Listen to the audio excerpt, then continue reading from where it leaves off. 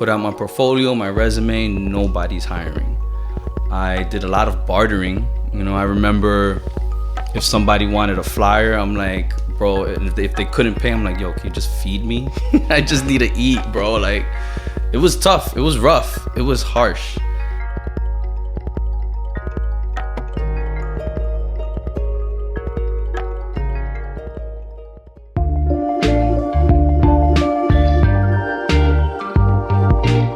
You can't get breakthrough results by doing things the same old way. Success in business only comes from fresh solutions. This show brings you the stories of entrepreneurs who did it their way so you can embrace doing it your way and build your own thing.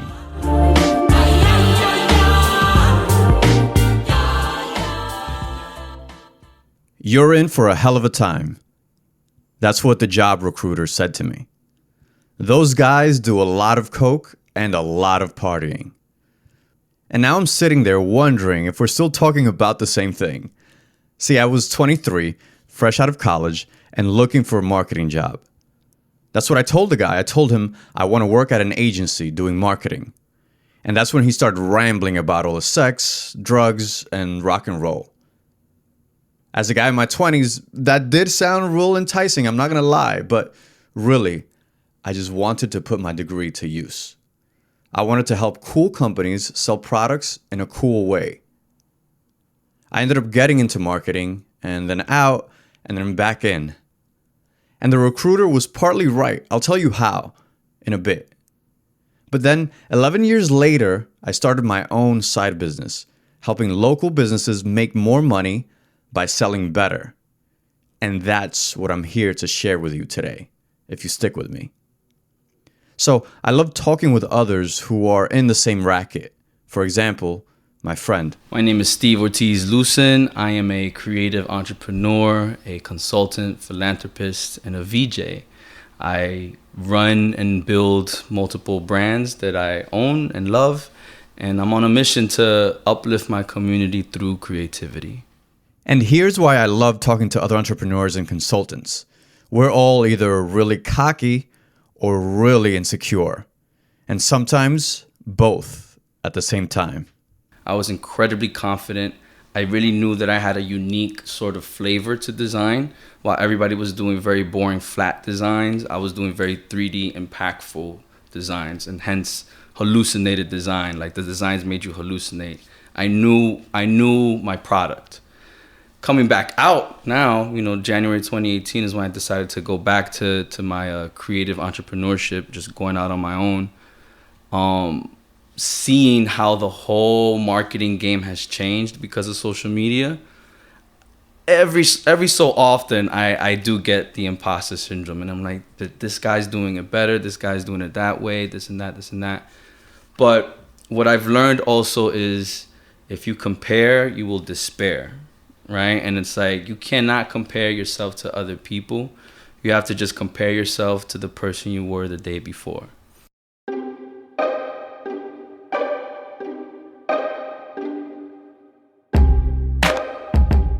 And there, ladies and gentlemen, is the first secret to marketing. Coded in there, Steve gives us the secret to winning in business. He knew what made him unique, and that's what he focused on.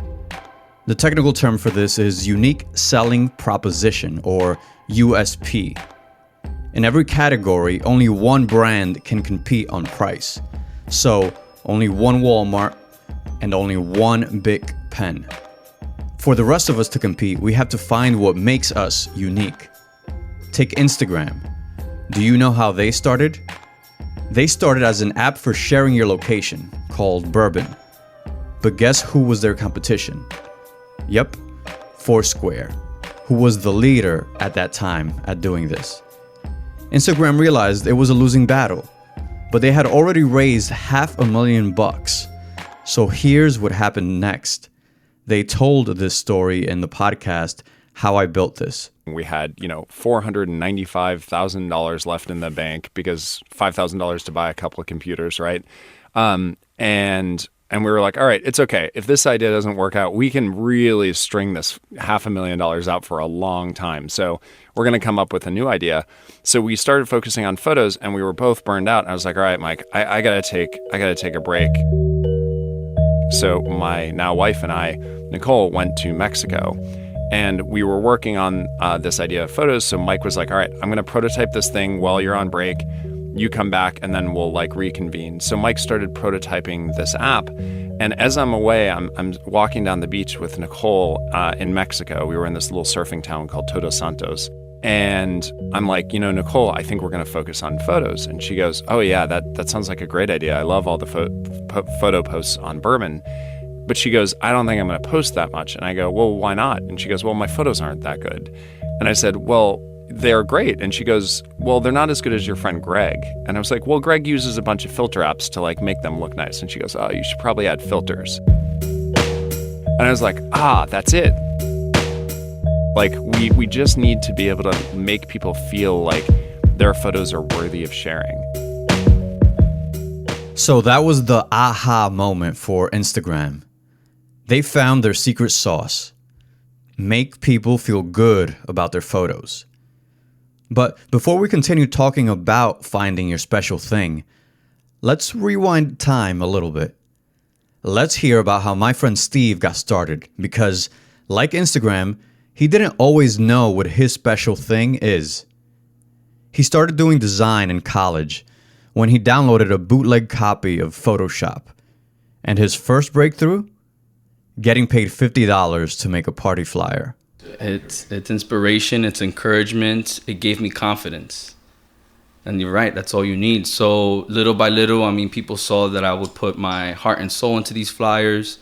And then another brother would be like, hey, I have a client who needs a yearbook, I remember. And that was like my first $1,000 project. And they needed to put a bunch of pictures together into a yearbook, and it's like, so it was like InDesign work. I'm like, okay, yeah, let me do it. Let me get it. So then little by little, I started to understand, or I started to explore different types of design work, right? There was the flyer work, there was the sort of yearbook, publishing work. Then I learned how to do websites, then I learned how to do logos,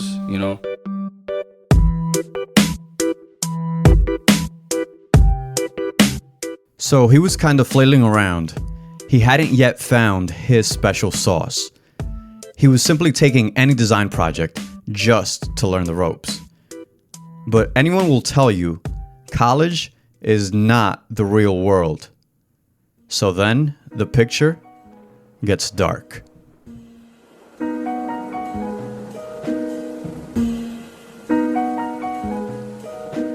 I put out, graduate 2010, put out my portfolio, my resume, nobody's hiring. So I just continued freelancing little by little. I did a lot of bartering. I remember if somebody wanted a flyer, I'm like, bro, and if they couldn't pay, I'm like, yo, can you just feed me? I just need to eat, bro. Like, it was tough. It was rough. It was harsh. And yeah, little by little, like, I'm like, yo, why is nobody hiring me? I don't understand. I'm nice. I'm good. I'm a great guy too, but nobody. So it was just little side projects, small, flyers here and there, a website here and there. But then the key thing was that I bumped into my boy from middle school.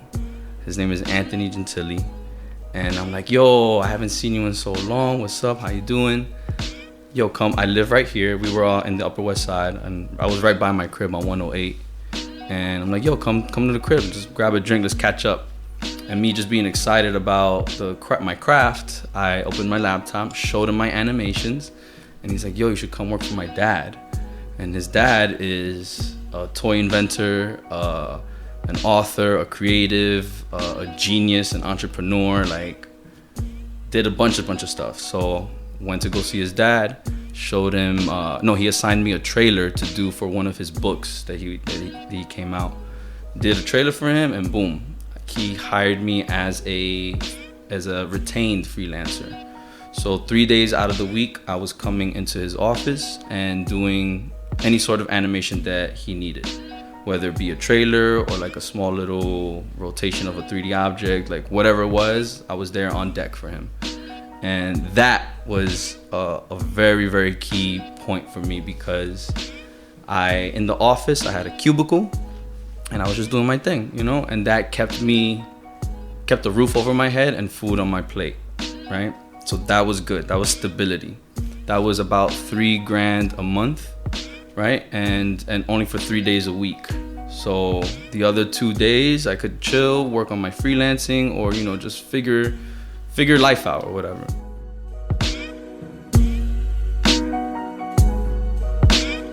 As they say, the difference between winning and losing is most often just not quitting. So this relationship he had built was key. It kept him in the game, a chance to figure himself out. Then he got bold. I saw that he had an office that opened up, right? Like somebody quit or got fired, I don't even know. And I went to his dad, you know, his name is also Anthony Gentili. And I'm like, yo, can I have that office? But I will be here more often for you. Instead of 3 days, I'll be here 5 days or even 6 days if you want. And he's like, yeah, absolutely. Why not? Of course. That right there was the most empowering move ever, because that's when I started to bring in clients to the office, show them the office, you know, and I immediately went from somebody who would take clients in like a Starbucks or, you know, at home, you know, or wherever else, to somebody who had an office in the middle of Manhattan in New York City. And people started to take me more seriously. I showed them the plaques that I had on my degrees, you know, hey, I went to school for it. I'm not just your cousin who picked up Photoshop. Although that's kind of how it started, right? Everyone starts that. Right, but you know, I got my background in it. I got my education in it. I got my master's in it. I have an office. I'm like, yo, come work with me. I'm serious about design in general.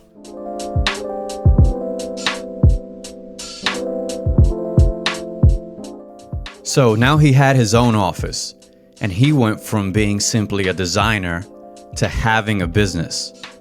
Yet those are two very different disciplines. Adam Robinson once said that geniuses have a limited tool set. They have a hammer, and their genius is in looking for nails. You could be a genius at design, but that rarely transfers over to being great at business too. This is where Steve needed some guidance. I have my mentor, George Nunez, so I've been working with him for the past year and a half and he's an incredible entrepreneur, right? He moves in lightning speed, and he mentors me and shows me I don't want to call it a hierarchy, but how a business can be ran, right? So there's the owner, and then there's let's say like the directors, and then the producers, and then like everybody else in between and stuff. So he showed me, or he asked me, do you want to continue being a designer / producer, or be the business owner that, you know, sort of like calls the shots and stuff? I told him I still want to be both, right? I love design, I love animating. I still enjoy the thrill of making people happy through my art. However, my ultimate vision and my ultimate goal is to create multiple brands and organizations that do run on their own.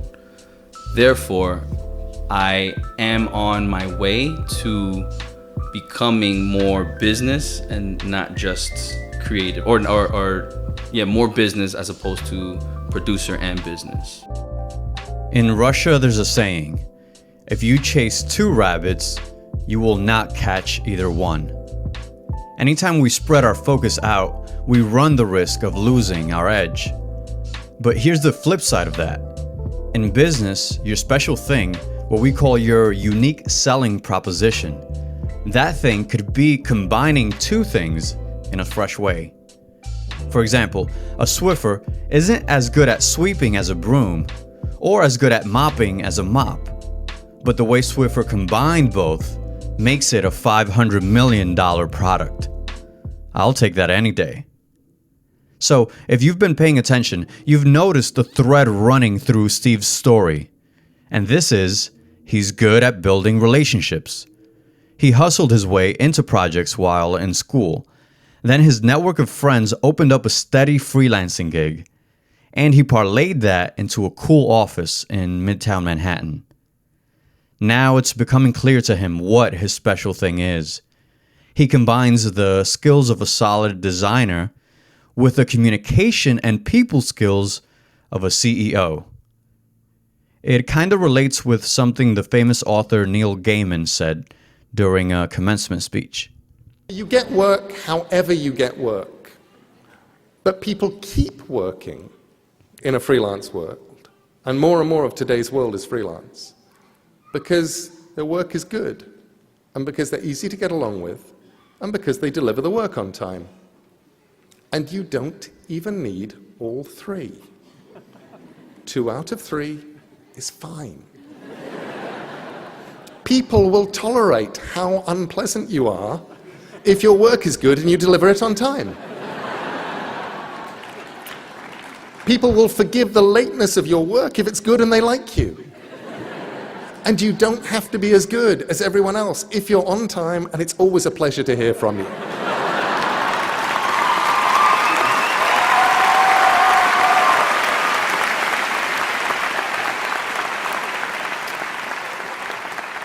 So you see, you can blend 2 common things into one special one, and then focus on finding the group of people who need that most. But this brings a new challenge for Steve. He must find a way to not just work in his business, but also work on his business. It's a tricky line to walk. So the way I do it right now, I split my day pretty much in half. So 8 o'clock I'm working. From 8 to 1 p.m. is just production work or creative work. Especially that first hour and a half from 8 a.m. to 9:30 a.m. My most important or my most creative or my most urgent piece of work, whatever needs my full brain capacity and focus and attention, that's what I work on first. Because you have levels to your creativity for the day, and it goes down as the hours go by. So I do it first thing, and all up until 1 o'clock. 1 o'clock I have lunch. 2 o'clock on, I try and meet with people. That's the business aspect of it. That's the salesman in me. That's like, okay, let me meet with you. What do you want? Let's do this. Let's figure out things. And that's because after lunch, my energy goes down, as most people's energy goes down, but people end up giving me the energy. So I come back up.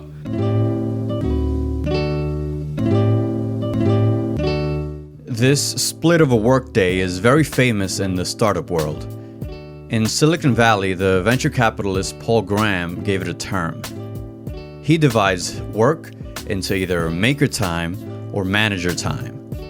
Maker time requires large chunks of undisrupted time alone, like 2 to 4 hours, while manager time, which usually means meetings, is divided by the hour. For best results, use your mornings as maker time and afternoons as manager time. And now here's a pro tip. The special thing that elevates you or your company above others, it will usually lean heavier towards maker time. Even if you're in consulting or sales, it still applies, because you still need to prep and plan. Lincoln said, "Give me 6 hours to chop down a tree, and I will spend the first 4 sharpening the axe." My friend Steve spends his mornings getting better at design, and then in the afternoon, he's ready to shine. His special thing comes to life with his client interactions. So I sit down with the client. We do a whole brand discovery session where I understand the vision of the company, the mission, the goal, the culture that the brand is trying to have, what makes them unique, the voice, so much. So that alone, that's part of the process right there. Is just doing this strategy session with people, right? Because from there, what I get out of that is many brand attributes, which are just words, right? With these words, I'm able to do research and put a Pinterest board together of things that are out there already that relate to these words or connect to these words. So I share this Pinterest board with the client and we have a conversation. Hey, remember when we said that, you wanted to have a very energetic voice for your brand and, you needed some clean and modern stuff or whatever it is? Look at these logos. Tell me what sticks out. What sticks out to you according to these brand attributes. And remember, we're always trying to speak to your ideal customer, which is what we also figure out in the brand discovery. So it's not what the client loves it's not what the client, loves. Yeah. It's what the ideal client or the ideal customer is thinking. We have to put ourselves in their shoes. So we have that conversation, we go back and forth, and then we do another round of a Pinterest board, show the client, do another round of Pinterest board, show the client. Each round we're refining the direction. So we've done a shit ton of work, but no designing, right? It's all just understanding what we're trying to do and refine the direction. And that way, when we actually start designing, it's very little back and forth, because we've sort of targeted exactly what we're looking for according to all the conversation and research that we've done. Mm-hmm. So I absolutely love my process. I know a lot of designers don't do it that way. And then when we actually design, we end up really just designing one logo. We don't need to show them 3 or 5 or 10 iterations because it's like, no, we're honing in on an exact direction for it. So you see, his process is special. It front loads the tough work, the hard decisions, and then it backloads the time-consuming work. This makes it more efficient. For those who aren't designers, this might not seem like much, but it takes a lot of courage and clarity to do it this way. As an entrepreneur, that's usually what it comes down to, having the courage to focus on your special thing, even when it would be so much easier to make fast money by following trends. Jerry Garcia, the famous musician, says, "You want to be the only person that does what you do." He calls it your personal monopoly. As an entrepreneur, your goal should be to find that special thing that you do, a skill or a mix of skills no one else can do in quite the same way. Once you do that, customers will beat a path to your door. For me, finding that special thing has been a long journey. It might have started with that recruiter who said I was in for a hell of a time in the marketing world. For the record, I think he was the one who was on something that day. Or maybe he misheard what I asked for. Although, the company parties did get a little wild, and the business trips included much more than just business. The point is, every job I've had got me closer to my special thing. At WeightWatchers.com, I learned how to sell products online. At Muscle Milk, I learned how to promote through partnerships. At another, I learned about writing newsletters. But the thread that runs through all of them is this: business is simply about connecting with others. This is what my side business now is about. I help entrepreneurs reach their customers online without ads. And it's all about telling your story correctly. Because when you've found your special thing, you connect with others right away. Steve also knows how to connect because he found his special thing. And he's doubled down on being what I call a creative whisperer. He's best at supporting others who are in entertainment and the arts. Now, right, I have Hallucinated Design. That's the branding and marketing for entertainment and nightlife. But I also have Support Creativity, which is my scholarship nonprofit that I'm trying to build and grow. Within Support Creativity, I want that to be a whole support system for students to learn how to use the craft that they learned in school and make a business out of it. Fast forward to now, since 2013, we've awarded $30,000 in scholarships going to for students going to college and grad school. There's a whole scholarship that's just for undocumented people, or I call it the Global Scholarship. That way, you could be a global citizen of the world. And it's just open for any creative field. So you see, your unique skill could be super simple, like helping others find their skills. Or it could mean connecting others with money to build their dreams. The point is to double down on what makes you stand apart. Someone once said, being the best is great, you're number one. But being unique is greater, you're the only one. Nowhere else does this apply more than in business. When you think of web search, you think of Google. They own something like 92% of market share. They became the leader by focusing on their special thing and then removing everything else. Back when Yahoo had like 300 links on their search page, Google only had the search bar. If you want to build and grow your business, you have to be as ruthless as Google is with cutting the fat. That's how you build a monopoly of one, by finding your special thing and then sticking to it. All the world knows what I'm saying. All the world knows what I'm saying. You can find anything and everything about me and all the projects that I'm working on at stevelucin.com. That's STEVELUCIN.com.